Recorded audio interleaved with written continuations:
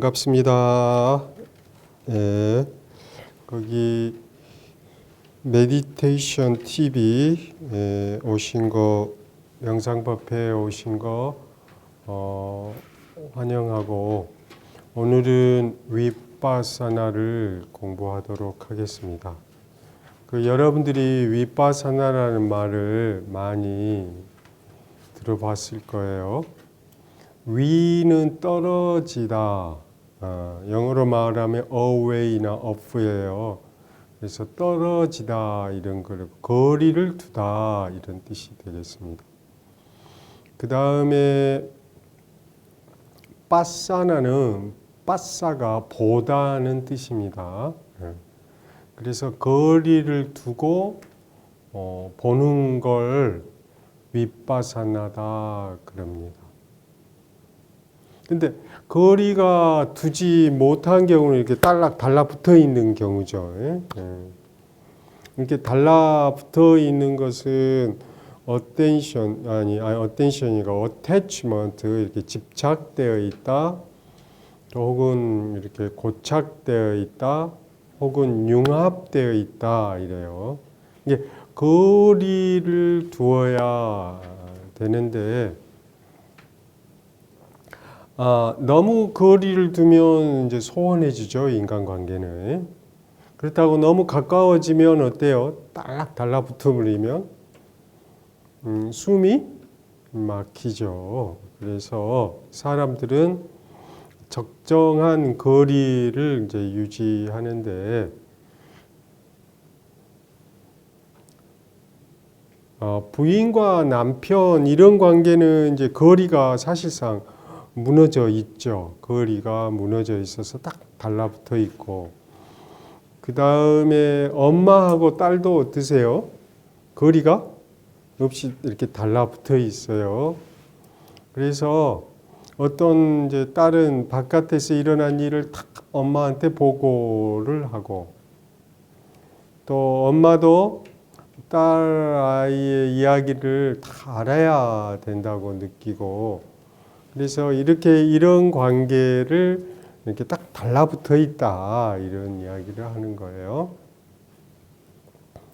달라붙어 있다 이 말은 집착되어 있다, 또 오늘날 용어로는 융합되어 있다 이렇게요. 그래서 이런 관계를 융합 관계다 이렇게 이야기하고, 서로 간에 떨어지면 허전하고, 또 서로 간에 이렇게 의지해야만이 마음이 편해지는 관계를 융합이다 그래요. 근데 반대로 혼자 있으면 또 어떠죠?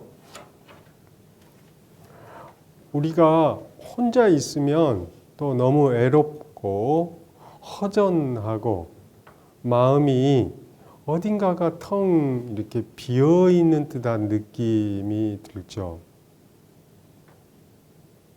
그래서 이럴 때는 많이 이제 외롭다 그러는데, 사실은 이렇게 외로워지는 이렇게 상태를 거리가 있다 이렇게 이야기할 수 있어요. 조금은 외로워야, 이제 발음이 조금 애로운 그런 게 아니고 외로워야 될 것 같아요. 그래야 이 객관적으로 사물을 볼 수가 있습니다. 근데 이렇게 딱 달라붙어 있으면 객관적으로 있는 그대로 바라보지를 못하고 항상 상대방을 내 방식으로 이렇게 바라보려고 그럽니다. 근데 우리 문화 속에서 있는 그대로 바라보다, 객관적으로 바라보다 이럴 때를 위파사나 이렇게 이야기를 합니다. 그런데 있는 그대로 이렇게 볼 수가 있을까요? 그 불가능한 상황이죠.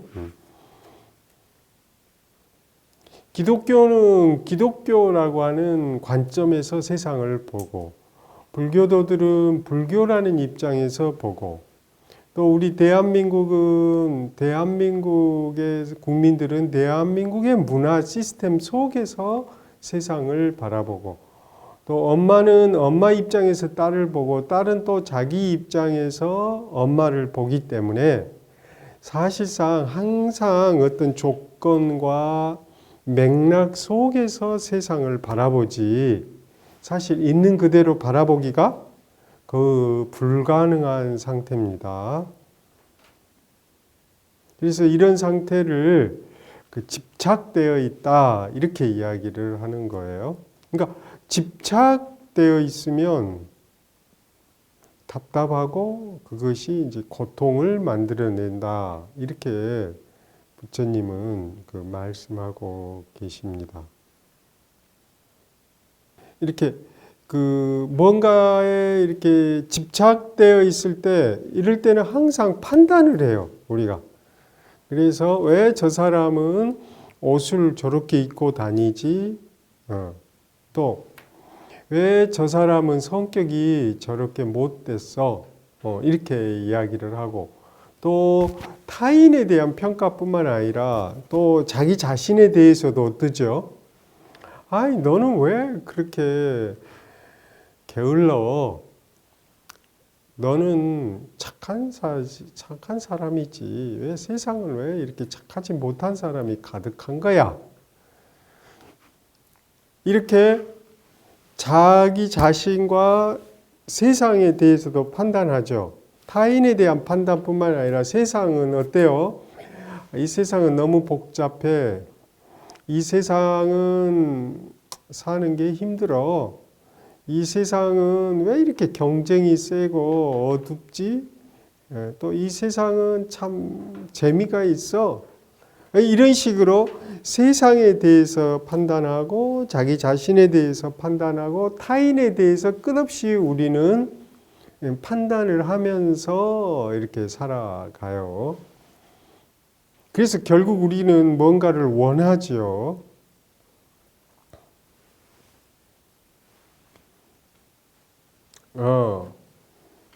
더 좋은 걸 원하고, 더 많이 갖기를 원하죠.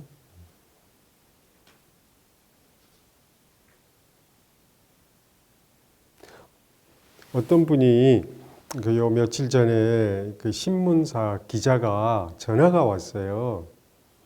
저한테 신문 기사를 쓰려고 하는데 스님 의견을 좀 듣고 싶대. 무슨 의견이냐고 그랬더니, 오늘 현대 사회가 너무 사람들이 화를 잘 내고 사고를 잘 치고 이런 일들이 너무 비일비재하다고. 그래서 왜 우리는 이렇게 성을 잘 내냐고 그렇게 물어봐요. 여러분들도 성 잘 내신가요? 1년에 한두 번 내나요? 일주일에 한두 번 내나요? 그래서 화를 잘 내고 짜증을 잘 내요. 그래서 요새 청소년들은, 특히 중학생들은 얼마나 화를 잘 내고 짜증을 잘 내는지,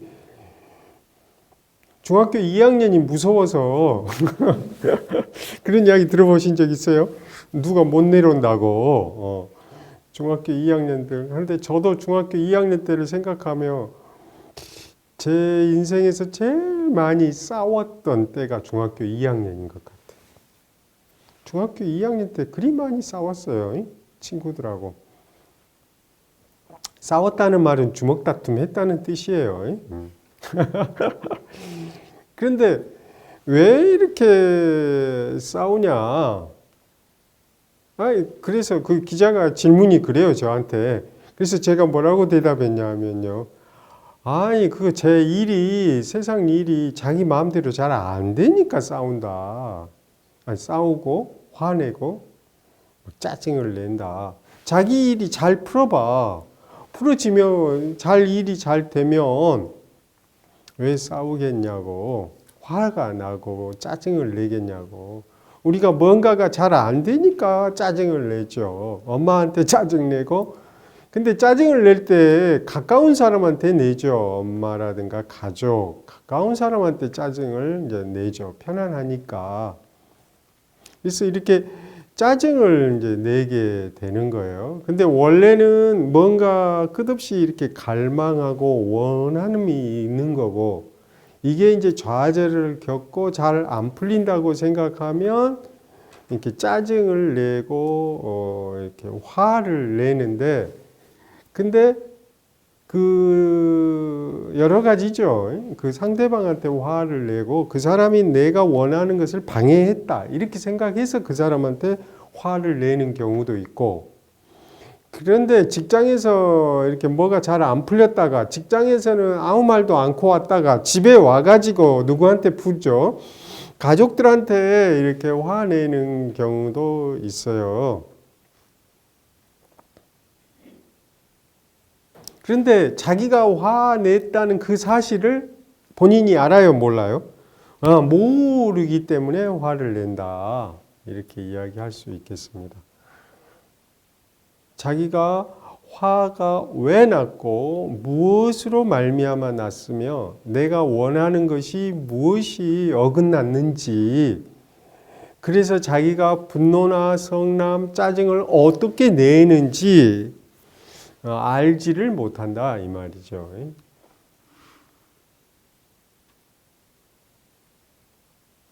그러면 어떻게 해야죠? 어떻게 알아야죠?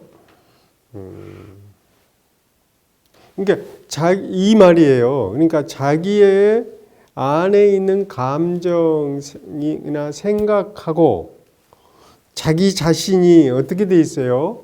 이게 거리가 없이 이렇게 달라붙어 있다 이런 뜻이에요. 이제 자기 생각에 지배당하고 있고 자기 감정에 지배당하고 있다 이 말이에요. 그러니까 나는 감정이고 감정의 곧 나라고 이렇게 지배당하고 있다 이런 뜻이죠.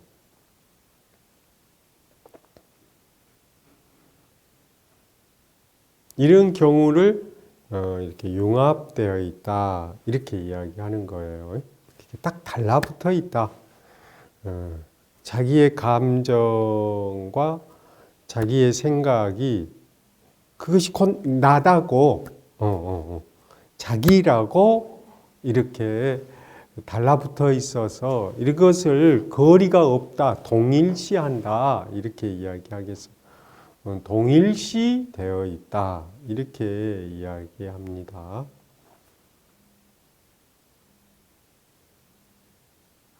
이것이 나고 이 생각이 나고 이 감정이 나라고 이렇게 동일시 되어 있기 때문에 이게 거리가 없어요. 그러니까 그 지배를 받는 거죠. 그러면 윗바사나는 위는 거리를 두고 본다 이런 뜻이에요. 그러면 거리를 두고 보면 그 달라붙은 것이 떨어져야 있어야 되죠. 떨어져야 되고 떨어지면 그 자기를 볼 수가 있습니다. 그러면 어떻게 이게 가능하냐? 먼저 알아차림을 해야 돼요. 아, 내가 화가 났다. 이렇게 알아차림을 하고 그 다음에 자기의 그 성났다라고 하는 그걸 그 성남에 이렇게 조용히 머물러서 그 성남을 이렇게 지켜봐야 된다 이 말이에요. 이렇게 지켜보는 것을 뭐라고 그런다? 위빠사나. 근데 지켜본다는 때 이런 경우도 지켜본다고 할 수 있어요. 고양이가 여보세요? 고양이가 쥐 구멍에 앞에 앉아서 쥐가 나오는 걸 그것도 지켜본다. 뭐지? 길목을 지킨다고 그러잖아요. 그러니까 길목을 지킨다. 이렇게 그때도 이야기할 수 있습니다. 그런데 그때의 지켜보기를 윗바사나, 지금 고양이는 윗바사나 하고 있다고 말할 수는 없다 이 말이에요. 왜 그러냐면 그 무언가의 갈망에 의해서 이렇게 휩싸여서 혹은 지배당해서 어떤 감정이나 생각에 지배당해서 그 목표를 향하여 있는 경우는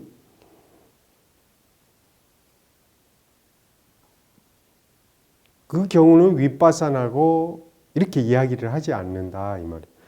그 경우는 불타고 있다 이렇게 이야기를 하는 게 좋아요. 눈은 고양이는 대상 쥐 먹이를 향해서 뭐죠?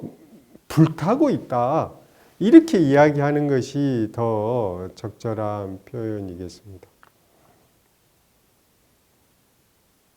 또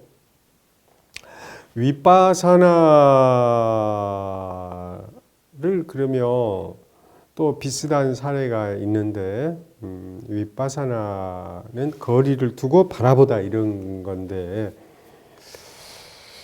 또 다른 사례를 하나만 더 이야기해 드리면은요. 이것은 선문답인데 해가가 달마한테 가서 물었어요. 뭐라고 물었어요? 마음이 불편합니다. 그러니까 달마 대사께서 그 불편한 마음을 가지고 와라. 그러니까 그 해가 스님이 그 불편한 마음을 가지고 오라 그러니까 불편한 마음을 가져올 수 있나요? 아니, 여러분들 물건은 가져올 수 있지만 불편한 마음을 이렇게 내놓을 수는 없잖아요. 그런데 내놓으려고 설사 내 물건처럼 내놓으려고 하더라도 불편한 마음을 어떻게 해야 돼요? 내놓으려고 하면 관찰을 해야죠. 그래서 거리를 두고 관찰을 해야죠. 이럴 때를 윗바사나라 이렇게 이야기하는 거예요. 그래서 거리를 두고 관찰해 보니까 어땠어요?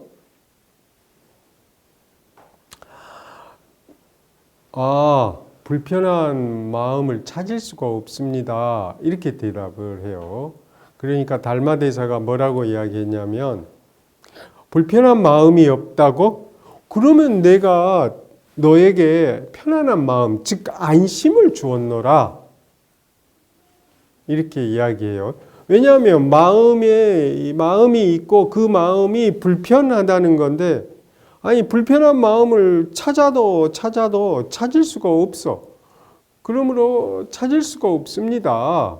아니 그렇다면 불편한 마음이 찾을 수가 없으니까 본래 존재하지 않는 거니까 그러면 곧 편안한 거 아니냐. 엄밀히 따지고 보면 달마대사가 편안한 마음을 준 게 아니죠. 처음부터 불편한 마음은 그 인연을 따라서 내게 잠깐 왔 거고 사실은 처음부터 나는 아무 일이 없이 편안했죠. 그게 정확한 거죠. 달마대사가 편안한 마음을 줬겠어요? 원래 우리는 편안한 것이요. 누군가가 준 게 아니에요. 이런 뜻에서 우리의 본성, 본래의 마음은 편안한 겁니다. 그런데 우리가 욕심을 내고 또 그것이 잘 이루어지지 않아서 화를 내고 또 자기가 화냈다는 것을 또 모르기 때문에 우리가 고통을 받는다 이렇게 이야기할 수 있겠어요.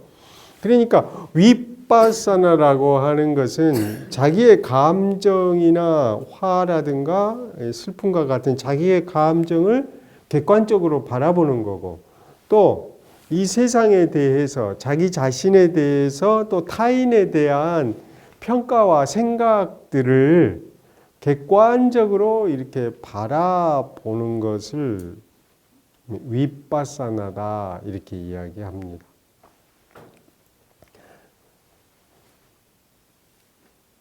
근데 객관적으로 그걸 바라보기가 어렵죠.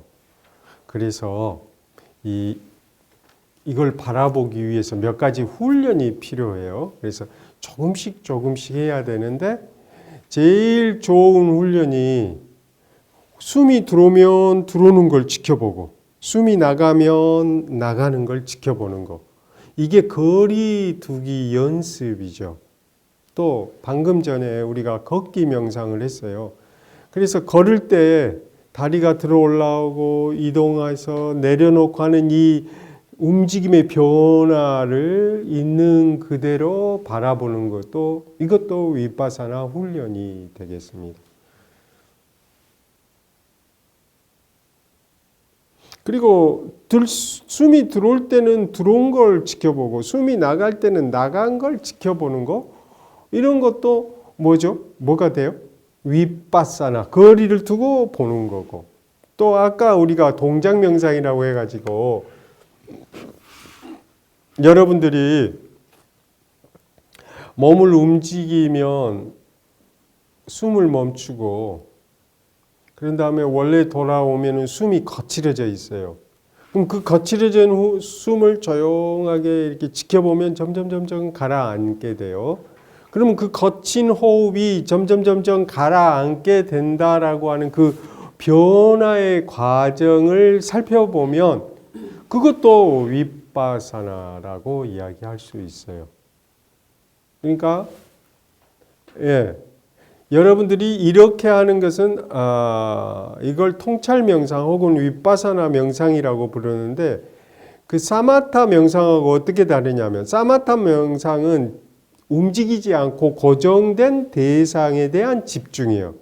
그렇게 함으로써 마음의 고요함을 성취하는 걸 사마타 명상, 즉 집중 명상이라고 부르고, 움직이는 대상, 방금처럼 호흡이 거칠어진 호흡이 잠잠해진다든가 성남에 있는 걸 알아차리고 그 성남에 머물러 조용히 지켜봤더니 그 성남이 점점 가라앉아서 이런 그 변화의 과정을 지켜보는 거, 그런 걸 윗바사나다 이렇게 이야기한다. 또 해가 스님이 불편한 마음을 찾으려고 했더니 찾을 수가 없습니다 라고, 뭔가 사실은 존재하는 줄 알았더니 자세히 살펴보니 사실은 존재하지 않더라. 이렇게 사물의 본질, 그 본성을 꿰뚫어 보는 것들을 총칭해서 뭐라고 그런다? 윗바사나다 이렇게 이야기할 수가 있겠습니다.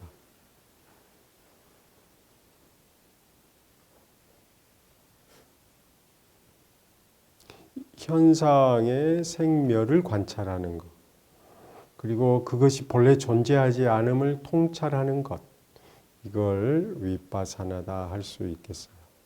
근데 이걸 윗바사나 명상 수행을 하려면 마음이 차분해져야 가능하겠죠. 막 분노나 성남에 이렇게 딱 밀착되어 있는 경우는 윗바사나 수행하기가 어려울 수가 있어요. 그래서 어떤 학자들은 윗바사나는 선정 수행이 전제가 되어야 윗바사나 수행을 하지, 어떻게 선정이 없는 상태에서 곧장 윗바사나 수행은 어렵다, 통찰은 어렵다 이렇게 이야기하는 건데, 이게 가장 일반적인 의견이라고 할 수 있겠어요.